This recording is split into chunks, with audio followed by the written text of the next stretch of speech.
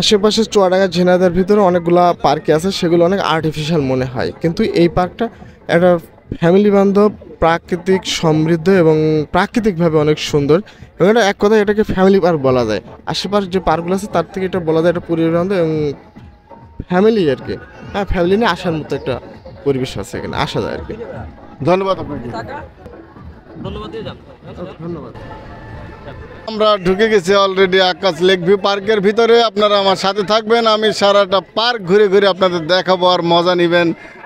ধন্যবাদ, আমার সাথেই থাকুন।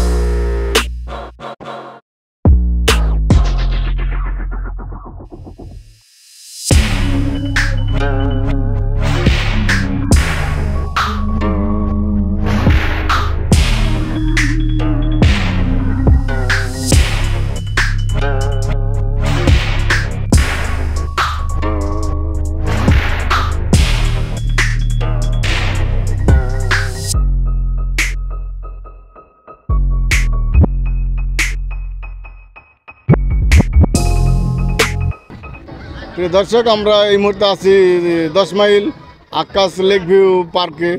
আমরা পার্কটা ঘুরে ঘুরে দেখবো। আপনারা আমার ভিডিওটা কন্টিনিউ করবেন এবং দেখতে থাকবেন। সমাজ টিভি মানেই সমাজের আরেকটি চোখ। আর আপনারা সবাই ভিডিওটা কন্টিনিউ করুন। প্রিয় দর্শক, আকাশ লেক ভিউ এই পার্কের কিছু ইনফরমেশন বা তথ্য আমরা নেব। এই জায়গায় যদি স্থানীয় কোনো ভাই পাই, সো ভাইয়ের সাথে আমরা কথা বলবো। আমার সঙ্গে থাকুন। আসসালামু আলাইকুম। ওয়ালাইকুম আসসালাম। কেমন আছেন? আছি আলহামদুলিল্লাহ, আপনারা কেমন আছেন? আলহামদুলিল্লাহ। আপনি যদি আমার দর্শকদের উদ্দেশ্যে আপনার পরিচয়টা দিতেন। আমার নাম মাহবুব জামান, আমি এখানে ব্রাকে চাকরি করি। এখানে আজকে ছুটির দিন ফ্যামিলি নিয়ে ঘুরতে এসেছি। আপনার বাসা? আমার বাসা মহেশপুর, ঝিনাইদহ। মহেশপুর, ঝিনাইদহ। আশেপাশে চুয়াডাঙ্গা ঝিনাইদহের ভিতরে অনেকগুলা পার্কে আছে, সেগুলো অনেক আর্টিফিশিয়াল মনে হয়, কিন্তু এই পার্কটা একটা ফ্যামিলি বান্ধব, প্রাকৃতিক সমৃদ্ধ এবং প্রাকৃতিকভাবে অনেক সুন্দর। এবং এটা এক কথায় এটাকে ফ্যামিলি পার্ক বলা যায়। আশেপাশে যে পার্কগুলো আছে তার থেকে এটা বলা যায় এটা পরিবেশ বান্ধব এবং ফ্যামিলি আর কি। হ্যাঁ, ফ্যামিলি নিয়ে আসার মতো একটা পরিবেশ আছে, এখানে আসা যায় আর কি। ধন্যবাদ আপনাকে। ধন্যবাদ।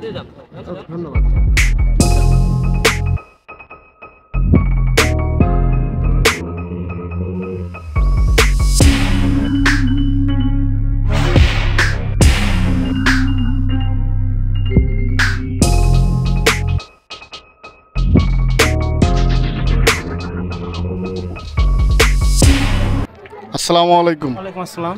কেমন আছেন? জি ভাই ভালো, আপনি কেমন আছেন? আলহামদুলিল্লাহ।